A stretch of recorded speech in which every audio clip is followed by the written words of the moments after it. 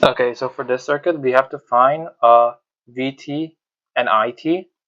So we're given the formula for Vs, and to find VT and IT, we're going to start by finding the impedance values for the resistor and the capacitor. So the impedance for the resistor is the resistance value, which is 5 ohms. Now for the impedance for a capacitor, it's actually something like this. So it'll be 1 over imaginary number. Imaginary number is usually I, but we're just going to call it J so we don't get confused with this I, times the angular velocity times the capacitor value.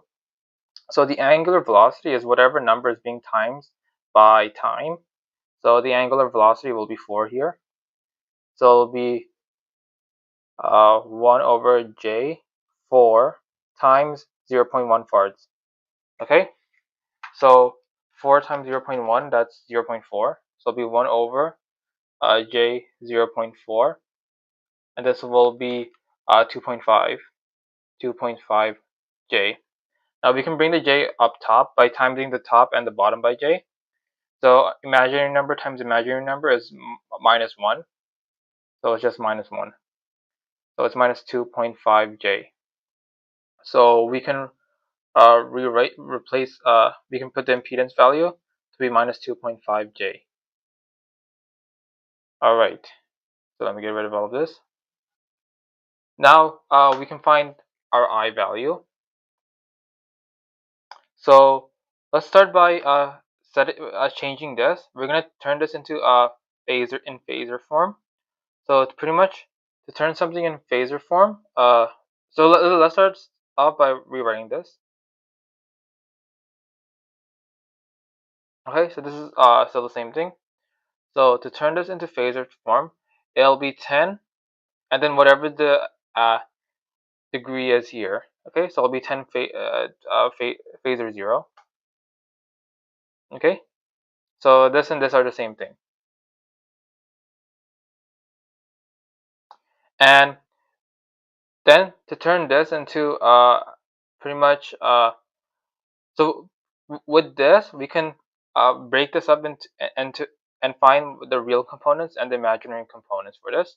So we know that if you know how imaginary axes work on graphs, it's sine x plus I cos, sorry, my bad, cos x plus I sine x.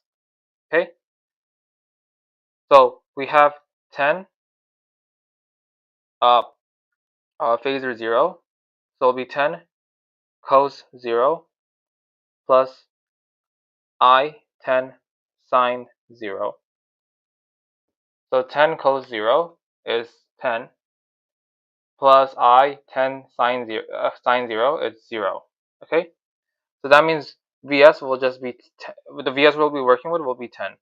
Okay,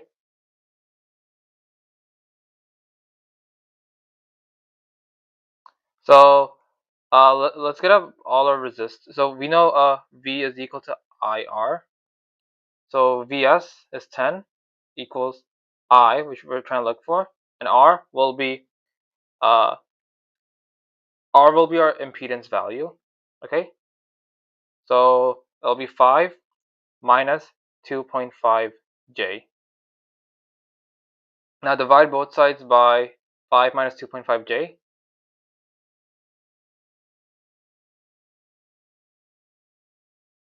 Okay, now we have to find a way to bring this to the top up here. So to do that, we can just do something like this.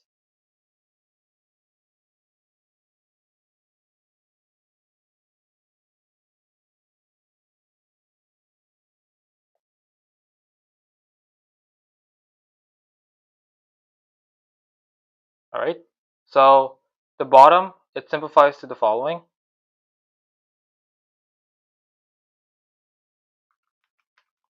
Okay, so if you were to fill this out, you would get the following down here.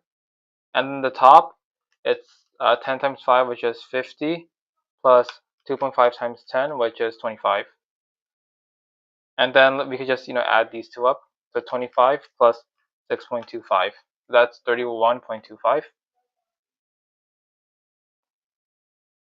And this will be equal to 1.6 plus give me a sec,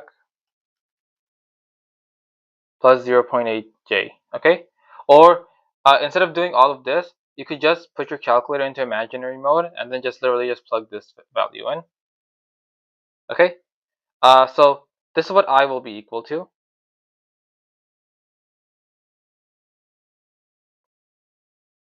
And now we can turn this into phasor form. So to turn this into phasor form, it's going to be just the magnitude of these two times the angle. So the magnitude of this and this is just 1.6 squared plus 0.8 squared. So let me see what that gives me. Oh yeah, and then square root all of this. So that's 1.788. Then phasor, the angle. So tan 0.8, sorry, tan inverse 0.8 over 1.6. Let's see what that gives me. That's 26.565 degrees. All right. And then to turn this into a formula, it'll just be 1.788 cos WT, and recall W was 4, so it'll be 4T plus 26.565 degrees. All right. And if you want to turn this into cos instead, sorry, if you want to turn this into sine instead, it'll just be 1.788 sine 4t plus 26.565 plus 90. Okay, so that gives you 116.565 degrees. All right, and this will be your formula for IT. Now let's find our formula to represent this VT. Okay, so recall so V will be our current that passes through it. We already solved for current times the impedance value. So our impedance value was 2.5J. So it'll be V. So first let's put this value as I. Okay. So it'll be 1.6 plus 0.8J times minus 2.5J. Now let's distribute the J in. So 1.6 times minus 2.5 J, that's minus 4J. So 0.5 times 0.8 J times minus 2.5 J, that's plus 2. Now let's turn this into phasor form. So it'll be the magnitude of these two. So 4 squared plus 2 squared, the square root of that. That's so 16 plus 4 and square root of that. That's 4.4721, which is our magnitude. And then our phasor, that's this over this. And then, tan inverse. The tan inverse, sorry, this over this. The imaginary one is supposed to be on the y-axis, and the real number is supposed to be on the x-axis. So it's minus 4 over 2, because minus 4 is connected to the imaginary number. So it'll be tan inverse minus 2, which gives you minus 63.435 degrees. And to turn this into the formula, it'll just be Vt equals 4.4721 cos the angular velocity. Sorry, the angular velocity,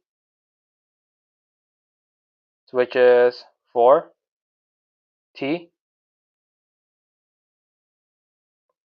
minus 63.435. And then if you want it to be in sine format,